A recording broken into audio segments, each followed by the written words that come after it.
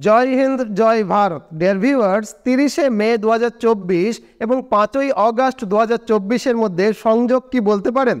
আমি বলছি। 30শে মে 2024 ডোনাল্ড লু, যিনি মার্কিন যুক্তরাষ্ট্রের অ্যাসিস্ট্যান্ট সেক্রেটারি অফ স্টেট, আমেরিকার গোয়েন্দা সংস্থা সিআইএর এজেন্ট এবং গ্লোবালি রেজিম চেঞ্জার নামে পরিচিত এই ব্যক্তি বাংলাদেশে যান, বিশেষ কিছু পরিকল্পনা করেন এবং ফিরে আসেন। এবং 5ই অগাস্ট 2024 বাংলাদেশের প্রধানমন্ত্রী শেখ হাসিনা তার পদ থেকে ইস্তফা দেন এবং একটা মিলিটারি হেলিকপ্টার নিয়ে ভারতের দিকে আসেন। কিন্তু কি এমন ঘটেছিল যে এই রকম পরিস্থিতি তৈরি হলো? শুধুমাত্র ছাত্র আন্দোলন যে এটা নয়, পাগলেও বোঝে। আসলে বাংলাদেশে আমেরিকার দীর্ঘদিনের ষড়যন্ত্র সফল হলো, আর আজকের এই ভিডিওটাতে আমি এই ষড়যন্ত্রের বিষয়টাই একটু বিশদে বলতে যাচ্ছি। দেখুন, যারা আমাকে চেনেন, আমার ভিডিও নিয়মিত দেখেন, তারা জানেন যে কোনো ভাষা তথ্যের উপরে ভিত্তি করে আমি কথা বলি না, এবং আজকেও কিন্তু সেই ফ্যাক্ট এবং প্রুফসের উপরে দাঁড়িয়েই আমি ভিডিওতে কথা বলবো। দেখুন, যাই হোক, আমরা জানি যে বাংলাদেশে ছাত্র আন্দোলন চলছিল। ছাত্ররা দাবি করছিল যে বাংলাদেশের সমস্ত ক্ষেত্রে মুক্তিযোদ্ধাদের কোটাকে বাতিল করা হোক। সরকার তাদের দাবি মেনেও নিয়েছিল এবং সুপ্রিম কোর্ট মুক্তিযোদ্ধাদের সমস্ত কোটা বাতিলও করে দিয়েছিল। প্রাথমিকভাবে এটা ছিল একটা সম্পূর্ণ শান্তিপূর্ণ আন্দোলন। গত 6 থেকে 8 মাস ধরে এই প্রতিবাদ আন্দোলনটা চলছিল। এ ধরনের আন্দোলন অবশ্য বাংলাদেশে নতুন কিছু নয়ও। আসলে গত 6 থেকে 8 মাসে এমন কিছু পরিস্থিতি বাংলাদেশে তৈরি হয়েছিল যে 30শে মে ডোনাল্ড লুকে বাংলাদেশে আসতে হয়েছিল। আমি শুরুতেই বলেছি, ডোনাল্ড লু আমেরিকার গোয়েন্দা সংস্থা সিআইএর এজেন্ট এবং মার্কিন যুক্তরাষ্ট্রের অ্যাসিস্ট্যান্ট সেক্রেটারি অফ স্টেট। কিন্তু কেন এলেন সেটাই বলবো, তার আগে কয়েকটা বিষয় একটু পরিষ্কার করে নিই। দেখুন, দক্ষিণ এশিয়ায় আমেরিকার মূল প্রতিদ্বন্দ্বী হলো চীন। আই রিপিট, দক্ষিণ এশিয়ায় আমেরিকার প্রধান প্রতিদ্বন্দ্বী এবং শত্রু হলো চীন, আর এশিয়ার অন্যতম মহাশক্তি ভারত আমেরিকার খুব একটা বিশ্বাসযোগ্য বন্ধু নয়। আর এই দুটো পয়েন্টটাকে প্রথমে যদি আমরা মাথায় ঢুকিয়ে নিই, তাহলে পুরো আলোচনাটা বুঝতে একটু সুবিধা হবে। যাই হোক, বাংলাদেশে আমেরিকার সিআইএর এজেন্ট ডোনাল্ড লু কেন এলেন? এর প্রথম কারণ হলো বাংলাদেশের প্রধানমন্ত্রী শেখ হাসিনার সঙ্গে ভারতের সম্পর্ক অত্যন্ত মজবুত, আর রিসেন্টলি শেখ হাসিনা চীনের সঙ্গেও তার সম্পর্ক মজবুত করে তুলছিল। চীন বাংলাদেশে বহু বিলিয়ন ডলারের সাহায্য দিতে শুরু করেছিল। স্টুডেন্ট এক্সচেঞ্জ প্রোগ্রামের আওতায় চীন তার ইউনান প্রদেশের বিশ্ববিদ্যালয়গুলোতে বাংলা ভাষা শেখানো শুরু করছিল। মান্দারনি, যেটা চীনের অফিসিয়াল ল্যাঙ্গুয়েজ, বাংলাদেশি বিশ্ববিদ্যালয় এবং কলেজগুলোতে শেখানোর চেষ্টা চলছিল। অর্থাৎ দীর্ঘমেয়াদীভাবে বাংলাদেশ এবং চীনের সম্পর্ক মজবুত হচ্ছিল। এখন যদি জানতে চান যে তাহলে বাংলাদেশের চীনের লক্ষ্যটা কি, দেখুন, বাংলাদেশে কিন্তু চীনের সুনির্দিষ্ট কতগুলো লক্ষ্য আছে। প্রথমত হলো চীনের গড় বয়স যেভাবে বেড়ে চলেছে, এরপরে চীনের বিরাট ইন্ডাস্ট্রি সামলানোর জন্য যে প্রচুর পরিমাণে শ্রমিকের দরকার হবে, সেটা অত্যন্ত সস্তায় বাংলাদেশ থেকে পাওয়া যেতে পারে। দ্বিতীয়ত, বাংলাদেশের প্রায় 20 কোটির ওপরে মানুষ বাস করে, একটা বিপুল বাজার। সেই বিপুল বাজারে মাল বিক্রি করবার জন্য সেই বাজারটাকেও কিন্তু চীন নিজের নিয়ন্ত্রণে নিতে চায়, এটাও সত্যি। আর তৃতীয়ত, বাংলাদেশ এবং চীনের সম্পর্ক মজবুত হলে বঙ্গোপসাগরীয় অঞ্চলে চীন তার সামরিক উপস্থিতিকে বাড়াতে পারবে। বঙ্গোপসাগর দিয়ে চীনের সি রুটে মালাক্কাকে ব্লক করবার জন্য আন্দামানে ভারত যেভাবে সামরিক ঘাঁটি তৈরি করেছে, তার পাল্টা হিসাবে বাংলাদেশে চীনের সামরিক উপস্থিতি চীনের কাছে কিন্তু অত্যন্ত জরুরি হবে। আন্দামানে ভারত কি করেছে সেই বিষয়ে একটা আলাদা ভিডিও আমি বানিয়েছিলাম। সেই জিওপলিটিক্যাল ভিডিও যদি দেখে থাকেন তো ভালো, না দেখলে এই ভিডিওর পরে ওই ভিডিওটা দেখে নেবেন, পুরো কনসেপ্টটা আরো ক্লিয়ার হবে। আর এই উদ্দেশ্যগুলো সফল হলে চীন সামরিকভাবে এবং অর্থনৈতিকভাবে শক্তিশালী হবে। আর শক্তিশালী চীন আমেরিকার জন্য কতটা ক্ষতিকর এটা বুঝতে গেলে কিন্তু খুব একটা বুদ্ধিমান হতে হয় না। আবার আমেরিকার ক্ষেত্রে আরো একটা বড় অসুবিধা হলো যে চীন দক্ষিণ চীন সাগরে যে কার্যকলাপ ঘটাচ্ছে তার উপরে নজর রাখার জন্য আমেরিকার কোনো বড় ফরওয়ার্ড বেস নেই। এখন চীনের এই কার্যকলাপগুলোর উপরে নজর রাখার জন্য আমেরিকা জাপান বা তাইওয়ানে বসে দক্ষিণ চীন সাগরে ঠিক কি ঘটছে এটা কিন্তু দেখতে পাচ্ছে না। দক্ষিণ চীন সাগরে চীনের গতিবিধিকে লক্ষ্য করতে বা নিয়ন্ত্রণ করতে আমেরিকার কিন্তু হংকং নামক দেশটা দরকার ছিল। কিন্তু হংকং এ আমেরিকা গত 1 বছরে বহু প্রতিবাদ ঘটিয়েছে, কিন্তু তা সেরকম ভাবে কিন্তু সফল হয়নি। তাই হংকং একরকম আমেরিকার হাত থেকে বেরিয়ে গেছে। আমেরিকা ভিয়েতনামের সঙ্গে সম্পর্ক উন্নত করার চেষ্টা করেছিল, কিন্তু আজকের দিনে ভিয়েতনাম ভারতের ঘনিষ্ঠ বন্ধু। আর প্রথমেই বলেছি যে ভারত কিন্তু আমেরিকার বিশ্বাসযোগ্য বন্ধু এখনো হয়ে ওঠেনি। অন্যদিকে মায়ানমারে একটা সামরিক সরকার চলছে, যেটা অত্যন্তভাবে চীনের ঘনিষ্ঠ। এতগুলো কারণে বঙ্গোপসাগরীয় অঞ্চলে আমেরিকা তার একটা সামরিক বেস তৈরি করবার জন্য রীতিমতো মরিয়া হয়ে উঠেছে। আর এজন্যই আমেরিকা হাসিনা সরকারকে একাধিকবার প্রস্তাব দিয়েছিল যে বঙ্গোপসাগরে অবস্থিত সেন্ট মার্টিন দ্বীপটা তাদের দেওয়া হোক, সেখানে আমেরিকা তাদের সামরিক বেস তৈরি করুক, আর তার বদলে হাসিনা যতদিন খুশি বাংলাদেশে রাজত্ব করুক, এতে আমেরিকার কোনো মাথা ব্যথা নেই। কিন্তু শেখ হাসিনা বাংলাদেশের সার্বভৌমত্বের স্বার্থে সেন্ট মার্টিন দ্বীপকে আমেরিকার হাতে তুলে দিতে কোনো রকম ভাবেই রাজি হয়নি, আর এটাই কিন্তু আমেরিকার রাগ। অন্যদিকে চীনের সঙ্গে হাসিনা দিনকে দিন সম্পর্ক মজবুত করতে শুরু করেছে। এমতো অবস্থায় আমেরিকা দুটো গেম প্ল্যান নিয়ে এগোতে শুরু করে। প্ল্যান এ, বাংলাদেশের গদি থেকে শেখ হাসিনাকে সরিয়ে একটা সামরিক সরকার স্থাপন করা, বা এমন একটা সরকারকে স্থাপন করা যারা বাংলাদেশের সেন্ট মার্টিন দ্বীপটাকে আমেরিকাকে দিয়ে দেবে এবং আমেরিকা অনায়াসে সেখানে সামরিক বেস স্থাপন করবে। আর প্ল্যান বি, বাংলাদেশের কিছু অংশ এবং মায়ানমারের কিছু অংশ নিয়ে একটা নতুন খ্রিস্টান দেশ গঠন করা, যার নামও অলরেডি তারা ভেবে ফেলেছে জোগাম, এবং এই খ্রিস্টান দেশের মাধ্যমে কিন্তু দীর্ঘমেয়াদীভাবে এই বঙ্গোপসাগরীয় অঞ্চলে একটা আমেরিকান সামরিক বেস তৈরি করা। আর যেহেতু এই প্ল্যান বিটা আমেরিকার দীর্ঘমেয়াদী পরিকল্পনা এবং এর জন্য ভারতের বিরুদ্ধেও যেতে হতে পারে, ভারতের মতো একটা মহাশক্তির বিরুদ্ধে যাওয়াটা এত সহজ কাজ হবে না, এটা ভেবেই আমেরিকা কিন্তু প্ল্যান এ নিয়ে কাজ করতে শুরু করেছিল গত 1 বছর ধরে। আর তাই আমেরিকা বাংলাদেশের সেন্ট মার্টিন দ্বীপে তাদের সামরিক উপস্থিতিকে স্থাপন করতে এতটাই মরিয়া হয়ে উঠেছিল যে আমেরিকা পর্দার আড়ালে কৌশলগত পদক্ষেপ শুরু করে। এই প্রেক্ষাপটে ডোনাল্ড লু বাংলাদেশে আসেন। তার পরিকল্পনা ছিল বাংলাদেশের শেখ হাসিনা সরকারের বিরুদ্ধে ছাত্রদেরকে দীর্ঘদিন ধরে চলা যে শান্তিপূর্ণ আন্দোলন, সেই আন্দোলনটাকে সহিংস করা।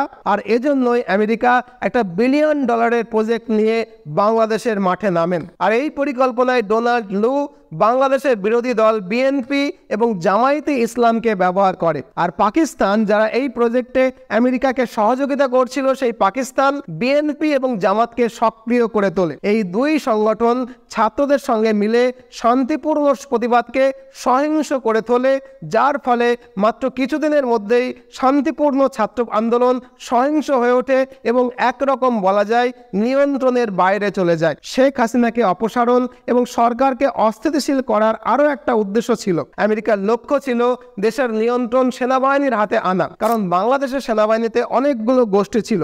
একটি গোষ্ঠী ভারতপন্থী, একটা গোষ্ঠী চীনপন্থী এবং তৃতীয়টা পাকিস্তানপন্থী। পাকিস্তানপন্থী গোষ্ঠী আমেরিকার সমর্থন পেয়েছিল শুরু থেকেই, এবং চীনপন্থী গোষ্ঠীকে বোঝানোর চেষ্টা চলছিল যে আমেরিকা তাদেরকে অনেক বেশি সমর্থন দেবে, অনেক বেশি অর্থ দেবে। একটু আগেই বললাম যে এটা আমেরিকার $1 বিলিয়ন প্রজেক্ট, অর্থাৎ বিরাট অঙ্কের টাকার কিন্তু এখানে অভাব ছিল না। আর এর ফলেই বাংলাদেশের সেনাবাহিনী দুটো অংশে বিভক্ত হয়ে পড়ে, একটা অংশ ভারতপন্থী, অপর অংশটা পাকিস্তানপন্থী। আমেরিকা এই বিভাজনের সুযোগ নেয় এবং এই প্রতিবাদটাকে এতটা বড় করে তোলে যে শেখ হাসিনাকে তার পদ থেকে ইস্তফা দিতে বাধ্য করা হয়। ভবিষ্যতে বাংলাদেশ সেনাবাহিনীর নিয়ন্ত্রণে থাকবে, যা আমেরিকা তাদের ক্রিয়ানক হিসেবে চালাবে। পাকিস্তান তাদের গোয়েন্দা সংস্থা ISI এর মাধ্যমে বাংলাদেশে তাদের কার্যকলাপকে সম্প্রসারণের সুযোগ পাবে, যার ফলে বাংলাদেশের উগ্রবাদকে কোন জায়গায় গিয়ে নিয়ে যাওয়া সম্ভব সেটা কিন্তু একজন ভারতীয় শিক্ষক হিসেবে আমি অনুমান করতে পারছি, আপনারাও নিশ্চয়ই অনুমান করতে পারছেন।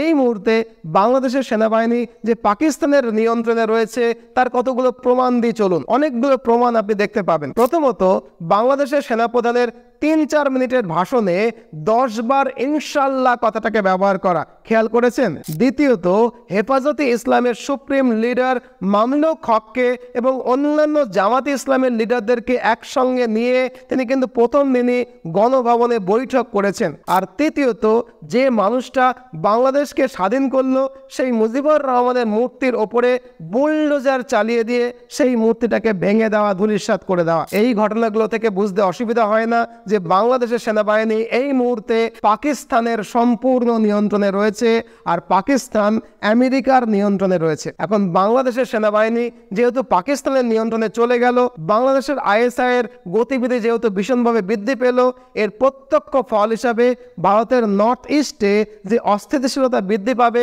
এটা কিন্তু আর বলার কোনো রকমের অপেক্ষায় রাখে না, যেটা ভারতের জন্য কিন্তু গভীর উদ্বেগের কারণ। এখন বাংলাদেশের ভূখণ্ড ব্যবহার করে ISI এর কাছে ভারতের নর্থ ইস্টকে অস্থিতিশীল করার মতো বড় সুযোগ যখন রয়েছে, পাকিস্তান সেই সুযোগটাকে হাতছাড়া করবে বলে মনে হয় না। আশা করি এটা বুঝতে অসুবিধা হচ্ছে না যে আমেরিকা এই পুরো খেলাটাকে এমনভাবে সাজিয়েছে যে শুধুমাত্র বাংলাদেশকেই নয়, ভারতকেও প্রভাবিত করতে পারে। আর রিসেন্টলি আমেরিকা ভারতকে একটু ঘা দিতে চেয়েছিল, কারণ সম্প্রতি ভারতের প্রধানমন্ত্রী রাশিয়া সফর করেছেন, যেটা কিন্তু আমেরিকা মোটেও পছন্দ করেনি। আমেরিকা পাকিস্তানের সহায়তায় ভারতের নর্থ ইস্টে একটা নতুন ফ্রন্ট খুলেছে, যে ফ্রন্টটা দীর্ঘ সময় ধরে মণিপুরকে অশান্ত করে রেখেছে অলরেডি। সেটা নিয়ে আমি আস্তে একটা ভিডিও বানিয়েছি, দেখে থাকবেন। এবং পাকিস্তানকে কাশ্মীরে তাদের সন্ত্রাসবাদী কার্যকলাপ চালানোর জন্য আমেরিকা কিন্তু অনুমতি দিয়ে দিয়েছে, যার ফলে কাশ্মীরের পরিস্থিতিও কিন্তু আবারও উত্তেজনাপূর্ণ হয়ে উঠছে। ভারতের সেনাবাহিনী ইতিমধ্যে কাশ্মীরে এবং লাদাখে মোতায়েন করা রয়েছে। এখন বাংলাদেশের সীমান্তে বা নাগাল্যান্ড, মিজোরাম বা আরকানার ইয়ামা পাহাড়ের অঞ্চলে যদি নতুন কোনো ওয়ার ফ্রন্ট শুরু হয়ে যায়, তাহলে ভারতের মিলিটারিকে কিন্তু 3টে ফ্রন্টে ব্যস্ত থাকতে হবে। আমেরিকার কৌশল হলো ভারতকে আঞ্চলিকভাবে 3 ভাগে বিভক্ত করে রাখা, ভারতের সেনাবাহিনীকে বিজি রাখা, যাতে ভারত দুর্বল হয়ে পড়ে এবং দুর্বল ভারত আমেরিকার স্বার্থে কাজ করে। বাংলাদেশের এই শাসন পরিবর্তনের মাধ্যমে আমেরিকা কিন্তু তাদের সেই লক্ষ্যটাকেই পূরণ করে ফেলেছে। এছাড়া আমেরিকা বাংলাদেশের কুকি ন্যাশনাল আর্মির সাথে মিলিত হয়ে কুকি চীন উপজাতিদের সংগঠিত করে একটা খ্রিস্টান দেশ, একটা খ্রিস্টান ভূমি বানানোর চেষ্টাও করছে। আমি আগেই বলেছি এটা আমেরিকার প্ল্যান বি, যেটা আমেরিকার দীর্ঘমেয়াদী পরিকল্পনার অংশ। পূর্বে ইন্দোনেশিয়ার কাছে ইস্ট তিমুর নামক একটা স্বাধীন দেশকে গঠন করেছিল, খ্রিস্টান দেশকে গঠন করেছিল আমেরিকা। শেখ হাসিনা কিন্তু আগেই এ ব্যাপারে সতর্ক করেছিল বাংলাদেশের সাধারণ নাগরিককে, যে আমেরিকা এই অঞ্চলে একটা খ্রিস্টান দেশ তৈরি করতে সচেষ্ট হয়েছে, যাতে বাংলাদেশ এবং মিয়ানমারের কাছ থেকে জমি নিয়ে এই নতুন খ্রিস্টান দেশটা আমেরিকা বানাতে পারে। এই খ্রিস্টান ভূমি নির্মাণের সাথে সাথেই আমেরিকা কিন্তু এই অঞ্চলে একটা স্থায়ী ঘাঁটি পাবে, যা থেকে তারা ভারত এবং চীনের ওপরে নজরদারি করতে পারবে। এছাড়া মিয়ানমারে তারা খোলা প্রবেশাধিকার পাবে এবং দক্ষিণ চীন সাগরের কার্যক্রমকেও কিন্তু তারা স্পষ্ট চোখে দেখতে পাবে, নিয়ন্ত্রণ করতে পারবে। এখন আমি আপনাকে আরও একটা গুরুত্বপূর্ণ বিষয় জানাতে চাই, যে জোগাম নামক যে খ্রিস্টান দেশটা তৈরি করার চেষ্টা আমেরিকা করছে, এটা অত্যন্ত গুরুত্বপূর্ণ। আর এই কারণেই গত 40 বছর ধরে আমেরিকা কিন্তু এই অঞ্চলে গভীরভাবে ষড়যন্ত্রে লিপ্ত রয়েছে। যদিও ভারতকে ভেঙে আলাদা কোনো রাষ্ট্র গঠন করার স্বপ্ন আমেরিকার কোনোদিনও পূরণ হবে না, এবং এই বিষয়টা নিয়ে আমি নিশ্চিত ভবিষ্যতে একটা আলাদা ভিডিও তৈরি করে সেখানে বিস্তারিত জানাবো। বর্তমানে শেখ হাসিনা চলে গেছেন এবং বাংলাদেশে সেনাবাহিনীর নিয়ন্ত্রণ প্রতিষ্ঠা হয়েছে। সেনাবাহিনীর নিয়ন্ত্রণে এই অঞ্চলে প্রভাব বজায় রাখা কিন্তু আমেরিকার জন্য অনেক সহজসাধ্য হবে, অথবা আমেরিকা তাদের পুতুল কোনো ব্যক্তিকে এই মুহূর্তে তত্ত্বাবধায়ক সরকারের প্রদান করে বাংলাদেশকে নিয়ন্ত্রণ করতে পারে। দীর্ঘমেয়াদে আমেরিকা চায় ভারতের উত্তর পূর্বাঞ্চল অস্থিতিশীল থাকুক, আর আমেরিকা এই পরিস্থিতির সুবিধা নিয়ে চীনকে নিয়ন্ত্রণ করে একটা দীর্ঘমেয়াদী পরিকল্পনা তৈরি করুক। তাহলে বাংলাদেশের শেখ হাসিনার ঘটনা আসলেই কোনো আলাদা ঘটনা নয়, এর পেছনে কিন্তু বৃহত্তম ভূরাজনৈতিক প্রভাব রয়েছে। এটা আশা করি আপনাদেরকে বুঝিয়ে বলতে পারলাম। আর এমতো অবস্থায় বাংলাদেশের সেনাবাহিনী এবং জামাতে ইসলামের সরকার বা কোনো তত্ত্বাবধায়ক সরকার যদি ভারত বিরোধী চক্রান্তে লিপ্ত হয়, তাহলে এটা যেন তারা মনে করে রাখে যে ভারতও কিন্তু হাত গুটিয়ে বসে থাকবে না। বাংলাদেশের মাটিতে ভারত বিরোধী চক্রান্ত শুরু করার আগে বাংলাদেশের জামাত ইসলামের সরকার বা জামাত ইসলামের সমর্থিত কোনো সরকার যেন মনে রাখে যে পাকিস্তানের নিয়াজি সেনাবাহিনীকে আত্মসমর্পণ করানোর জন্য ভারতের 14 ঘন্টা মাত্র সময় লেগেছিল। ভারত কিন্তু কোনো রকম ভাবেই এই অঞ্চলে অস্থিতিশীলতা চায় না, কোনো রকমের অশান্তি চায় না। তবুও বাংলাদেশের মাটিতে যদি ভারত বিরোধী ষড়যন্ত্র শুরু হয়, হতে পারে মায়ানমারের সীমান্তে আগামী মাস থেকেই উত্তেজনা বৃদ্ধি পেতে পারে। হতেই পারে বাংলাদেশে এমন খাদ্য সংকট তৈরি হলো যে সাধারণ বাংলাদেশিরা রাস্তায় নেমে আসতে বাধ্য হলো। হতেই পারে বাংলাদেশ দীর্ঘমেয়াদীভাবে একটা গৃহযুদ্ধের মধ্যে ঢুকে গেল, যেমন সিরিয়া ঢুকে গেছে। এর সমস্ত কিছুই কিন্তু যে কোনো মুহূর্তে হতেই পারে। বাংলাদেশের মাটি থেকে ভারত বিরোধী চক্রান্ত করার আগে একজন ভারতীয় শিক্ষকের মুখ থেকে বাংলাদেশের নতুন সেনা সরকার বা জামাত ইসলাম সরকার বা জামাত ইসলাম সমর্থিত তত্ত্বাবধায়ক সরকার এটা শুনে রাখো, যে কোনো সময়ে যে কোনো কিছু ঘটতে পারে। অতএব বাংলাদেশের মাটিকে ভারত বিরোধী চক্রান্তের অংশ করার আগে সাবধানে থাকুন। এই হলো সম্পূর্ণ ভিডিও, সম্পূর্ণ ব্যাখ্যা। আশা করি পুরোটাই বুঝতে পেরেছেন। যদি মনে হয় ভিডিওটা ভালো লেগেছে, লাইক করতে ভুলবেন না। কমেন্ট বক্সে জানাবেন যে এই জিওপলিটিক্যাল ভিডিওটা আপনাদের কেমন লাগলো। আর যেহেতু এই ধরনের জিওপলিটিক্যাল ভিডিও বাংলা ভাষায় খুব কমই পাওয়া যায়, তাই আপনার প্রিয়জনের সঙ্গে হোয়াটসঅ্যাপে এই ভিডিওর লিঙ্কটাকে শেয়ার করতে ভুলবেন না। পরিস্থিতির দিকে আমিও নজর রাখছি, আপনারাও নজর রাখুন। নতুন ভিডিও নিয়ে আবারও আসবো, ততক্ষণ ভালো থাকুন, সর্বদা ভারতের পক্ষে থাকুন। জয় হিন্দ, জয় ভারত।